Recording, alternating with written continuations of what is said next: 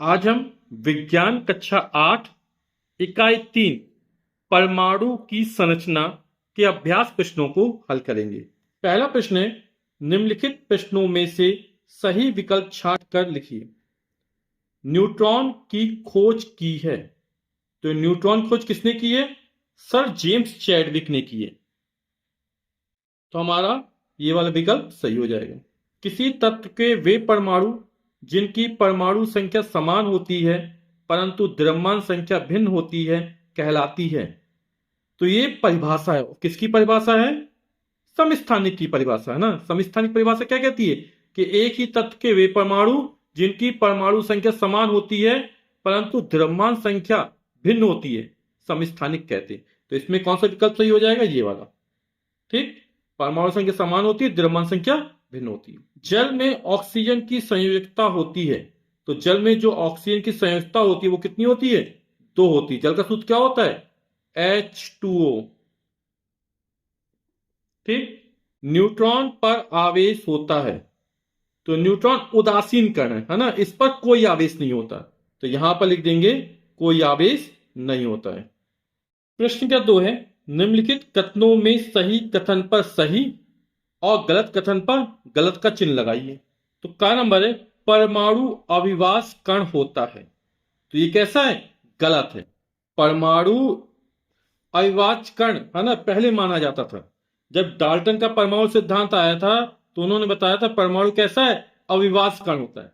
लेकिन इसके बाद बहुत सारे मॉडल आए, बहुत सारे सिद्धांत आए, तो उससे पता चला कि जो परमाणु होता है वो बहुत छोटे छोटे कणों से मिलकर बना होता है ना।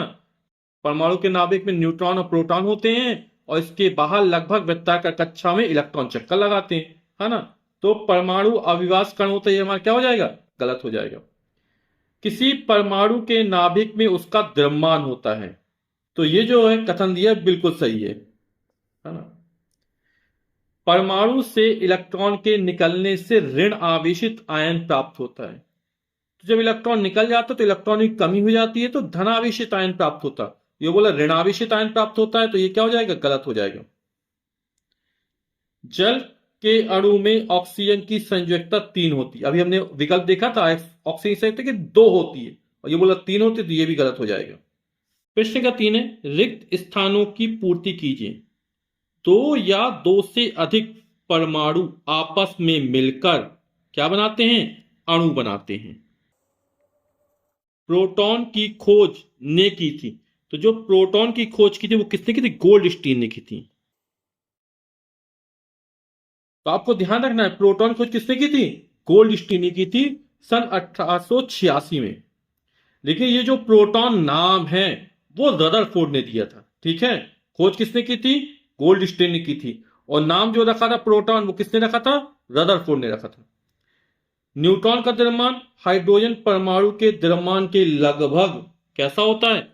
बराबर होता है। क्योंकि जो हाइड्रोजन परमाणु होता है ना, उसका परमाणु क्रमांक होता है, द्रव्यमान संख्या 1 होती है ना, तो उसमें 1 इलेक्ट्रॉन होता है, 1 प्रोटॉन होता है। हाइड्रोजन के परमाणु में कोई न्यूट्रॉन नहीं होता है। तो जो प्रोटॉन का भार होता है वो न्यूट्रॉन के भार के लगभग बराबर होता है। इसीलिए न्यूट्रॉन का द्रव्यमान हाइड्रोजन परमाणु के द्रव्यमान के लगभग बराबर होता है। ठीक, नील्स बोर के अनुसार परमाणु का समस्त उसके नाभिक में उपस्थित होता है। तो नाभिक में समस्त द्रव्यमान तथा धनावेश। तो नील्स बोर के अनुसार परमाणु का समस्त द्रव्यमान तथा धनावेश उसके नाभिक में उपस्थित होता है।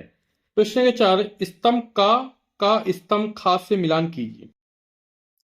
तो चैडविक है ना, विकल्प में आया था। चैडविक ने, सर जेम्स चैडविक किसकी खोज की? न्यूट्रॉन की खोज की। इलेक्ट्रॉन, और इलेक्ट्रॉन कैसा कण है? ऋण आवेशित कण है। कार्बन, कार्बन क्या है? तत्व है। तत्व किसे कहते हैं? तो पदार्थ का वह मूल रूप जिसे किसी भी क्रिया द्वारा अन्य सरल पदार्थों में विभाजित नहीं किया जा सकता है उसे तत्व कहते हैं। और तत्व में जो होते हैं वो एक ही प्रकार के परमाणु होते हैं, जैसे लोहा, तांबा, चांदी, सोना, है ना, हाइड्रोजन, नाइट्रोजन, ये सब क्या है? तत्व हैं। प्रश्न क्या 5 है, किसी परमाणु में पाए जाने वाले कणों के नाम लिखिए। तो इसका उत्तर क्या लिखेंगे? परमाणु में पाए जाने वाले कणों के नाम इलेक्ट्रॉन, प्रोटॉन तथा न्यूट्रॉन है। प्रोटॉन और न्यूट्रॉन परमाणु के नाभिक में होते हैं, जबकि नाभिक के चारों लगभग वृत्ताकार कक्षा में इलेक्ट्रॉन चक्कर लगाते हैं। प्रश्न का 6, इलेक्ट्रॉन पर किस प्रकार का आवेश होता है? तो इलेक्ट्रॉन पर कैसा आवेश होता है? ऋण आवेश होता है। हाइड्रोजन के 3 समस्थानिकों के नाम लिखिए। तो हाइड्रोजन के 3 समस्थानिकों के नाम, जब पहला प्रोटियम है ना, हाइड्रोजन, इसका परमाणु क्रमांक 1 और द्रव्यमान संख्या भी 1 होती है। दूसरा ड्यूटेरियम, समस्थानिक में क्या अभी चर्चा की थी कि एक ही तत्व के ऐसे परमाणु जिसके परमाणु क्रमांक समान होते हैं। ट्राइटियम का भी परमाणु क्रमांक 1 ही रहेगा, है ना, लेकिन द्रव्यमान संख्या भिन्न होती है। जैसे यहां पे द्रव्यमान संख्या 2 है, यहां द्रव्यमान संख्या 3 है। तो एक ही तत्व के ऐसे परमाणु जिसके परमाणु क्रमांक तो समान होते हैं लेकिन द्रव्यमान संख्या भिन्न भिन्न होती है, उसे समस्थानिक कहते हैं। तो हाइड्रोजन के 3 समस्थानिक है, प्रोटियम 1H1, ड्यूटेरियम 1H2 और ट्राइटियम 1H3। यहां परमाणु क्रमांक कितना? 1 है और द्रव्यमान संख्या प्रोटियम की 1, ड्यूटेरियम की 2 और ट्राइटियम की 3 है। तो ये हाइड्रोजन के 3 समस्थानिक है, प्रोटियम, ड्यूटेरियम, ट्राइटियम। प्रश्न क्या 8 है, निम्नलिखित की परिभाषा लिखिए। तो हमें परमाणु संख्या, द्रव्यमान संख्या और संयोजकता, इनकी परिभाषा लिखनी है। तो परमाणु संख्या, किसी तत्व के परमाणु के नाभिक में उपस्थित प्रोटॉनों की संख्या उस तत्व की परमाणु संख्या अथवा परमाणु क्रमांक कहलाती है, और इसे जेड से लिखते हैं, है ना।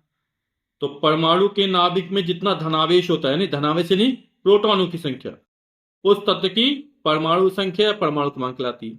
तो परमाणु संख्या जेड बार के साथ प्रोटॉनों की संख्या हो जाएगी। एक चीज ध्यान रखना, जब परमाणु क्या, तो विद्युत का उदासीन होता है।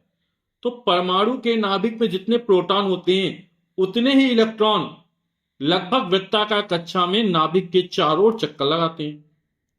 तो हम लिख सकते हैं कि परमाणु संख्या Z बराबर प्रोटॉनों की संख्या बराबर इलेक्ट्रॉनों की संख्या। मान संख्या, किसी तत्व के परमाणु के नाभिक में उपस्थित प्रोटॉनों तथा न्यूट्रॉनों की संख्या का योग द्रव्यमान संख्या कहलाता है, और इसे किससे प्रदर्शित? कैपिटल A से प्रदर्शित करते हैं। तो किसका? प्रोटॉनों और न्यूट्रॉनों की संख्या का योग द्रव्यमान संख्या कहलाता है। तो सूत्र क्या हो जाएगा? द्रव्यमान संख्या A बराबर हो जाएगा प्रोटॉनों की संख्या प्लस न्यूट्रॉनों की संख्या। ये प्रोटॉन की संख्या प्रतीक, प्रोटॉन का प्रतीक, ये न्यूट्रॉन का प्रतीक। ठीक।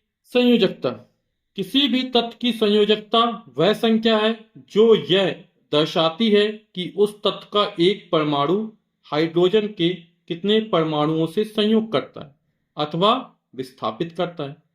जैसे उदाहरण लिया हमने, HCl में Cl की संयोजकता 1 है क्योंकि वह हाइड्रोजन के एक परमाणु से संयोग करती है। तो यहाँ पे एक हाइड्रोजन है, एक क्लोरीन है। जैसे हमने H2O ले लिया, जल। अब याद है जल की संयोजकता, जल में ऑक्सीजन की संयोजकता कितनी होती है? तो ऑक्सीजन 2 हाइड्रोजन परमाणु संयोग करती है ना, 2 हाइड्रोजन है, तो ऑक्सीजन की संयोजकता कितनी होगी? 2 हो गई। हाइड्रोजन संयोजकता हमेशा एक रहती है ना, तो 2 हाइड्रोजन संयोग किए तो इसकी संयोजकता 2 हो गई। ठीक।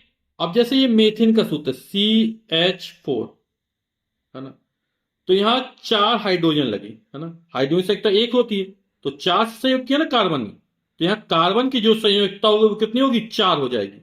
जैसे यहां पर 2 हाइड्रोजन संयोग किए तो ऑक्सीजन संयोजकता 2 है, इससे कार्बन ने 4 हाइड्रोजन संयोग किया तो कार्बन की संयोजकता कितनी है? 4 है। प्रश्न क्या 9 है, जे थॉमसन के परमाणु मॉडल की विफलता के क्या कारण थे? रदरफोर्ड का नाभिकी मॉडल क्या है? तो जे थॉमसन के परमाणु मॉडल का विफल क्यों हुआ? क्योंकि थॉमसन के परमाणु मॉडल की पुष्टि किसी प्रयोग से न होने के कारण इसे समर्थन प्राप्त नहीं हो सका, जिसके कारण जे थॉमसन का परमाणु मॉडल क्या हो गया? विफल हो गया। अब रदरफोर्ड का नाभिकी मॉडल क्या है? तो ब्रिटेन के भौतिक वैज्ञानिक रदरफोर्ड ने अल्फा प्रकीर्णन प्रयोग कर अपना नाभिकी मॉडल प्रस्तुत किया। रदरफोर्ड ने इस प्रयोग में सोने की पतली पन्नी, और पन्नी की मोटाई कितनी थी? 0.0004 सेंटीमीटर मोटी पर अल्फा कणों से बमबारी की। तो जब उन्होंने अल्फा कण सोने की पतली पन्नी से टकराते हैं तो उन्होंने देखा, तो अल्फा कण क्या होते हैं? 2 प्रोटॉन और 2 न्यूट्रॉन से मिलकर अल्फा कण बनते हैं। तो जब अल्फा कण सोने की पतली पन्नी से टकराते हैं तो उन्होंने देखा, क्या देखा? नंबर 1, अधिकांश अल्फा कण पन्नी के आर पार सीधे चले गए, अर्थात अप्रभावित रहे। दूसरा, कुछ कण अपने पथ से विचलित हो गए। और तीसरा, बहुत थोड़े से कण ऐसे भी थे जो पन्नी से टकराकर उसी मार्ग से वापस आ गए। क्वेश्चन का 10 है, इलेक्ट्रॉन, प्रोटॉन एवं न्यूट्रॉन के गुणों की तुलना कीजिए। तो इलेक्ट्रॉन, प्रोटॉन एवं न्यूट्रॉन के गुणों की तुलना। तो आवेश की प्रकृति, इलेक्ट्रॉन पर कैसा आवेश होता है? ऋण आवेश होता है।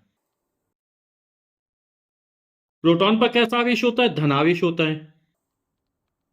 और न्यूट्रॉन पर कोई आवेश नहीं होता क्योंकि ये उदासीन कण है। आवेश का परिमाण, इलेक्ट्रॉन पर 1 इकाई का ऋण आवेश होता है और इसका परिमाण क्या? तो 1.6 गुणे 10 की घाते -19। आवेश का मतलब क्या? तो कूलाम होता है। तो इतने कूलाम का ऋण आवेश होता है। प्रोटॉन पर इतना ही धन आवेश होता है, 1.6 गुणे 10 की घाते -19 कूलाम का। आवेश का मतलब क्या? तो कूलाम होता है। और न्यूट्रॉन पर कोई आवेश नहीं होता है। अब इलेक्ट्रॉन का द्रव्यमान कितना होता है? तो इलेक्ट्रॉन का जो द्रव्यमान होता है वो होता है 9.109 गुणे 10 की घाते -31, 10 की घाते -31, 9.109 गुणे 10 की घाते -31 किलोग्राम। तो ये इलेक्ट्रॉन का द्रव्यमान होता है। प्रोटॉन का द्रव्यमान कितना होता है? ये होता है 1.672 गुणे 10 की घाते -27 किलोग्राम। और न्यूट्रॉन का द्रव्यमान भी लगभग इसी के बराबर होता है, लेकिन हल्का सा ज्यादा होता है, 1.675 गुणे 10 की घाते -27 किलोग्राम। तो इन दोनों द्रव्यमानों को हम लगभग बराबर मान सकते हैं। तो हमने इलेक्ट्रॉन, प्रोटॉन, न्यूट्रॉन की तुलना कर दी। और एक और हो सकता है कि इलेक्ट्रॉन क्या होते हैं? नाभिक के चारों ओर लगभग वृत्ताकार कक्षाओं में चक्कर लगाते हैं, जबकि प्रोटॉन और न्यूट्रॉन, है ना, क्या होता है? नाभिक के अंदर रहते हैं। ठीक।